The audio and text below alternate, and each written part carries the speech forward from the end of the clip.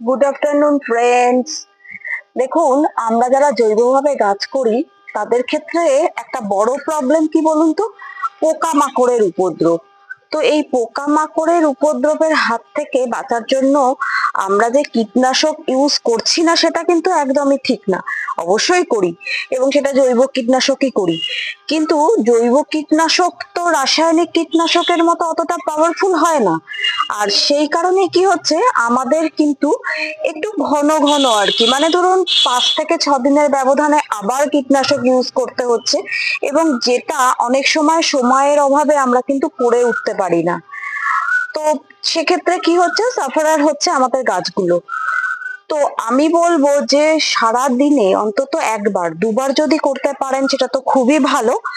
অন্তত একবার যদি এইভাবে পুরো গাছকে ভালো করে, মানে কোনো স্প্রে বটল বা এরকম পাইপের সাহায্যে যদি ভালো করে স্নান করিয়ে দেন না, তাহলে সেক্ষেত্রে পোকামাকড়ের উপদ্রবের হাত থেকে পুরোটা না হলেও অনেকটা কিন্তু বাঁচানো সম্ভব। এবং তার সাথে সাথে উপরি পাওনা হচ্ছে গাছ সবুজ সতেজ এবং সুন্দর থাকবে। তো যাই হোক, আমার ভিডিওটা যদি আপনাদের ভালো লেগে থাকে তাহলে অনেক অনেক ভালোবাসা দিয়ে আমার পাশে থাকবেন। আর হ্যাঁ, চ্যানেলটা সাবস্ক্রাইব করতে ভুলবেন না কিন্তু। টাটা।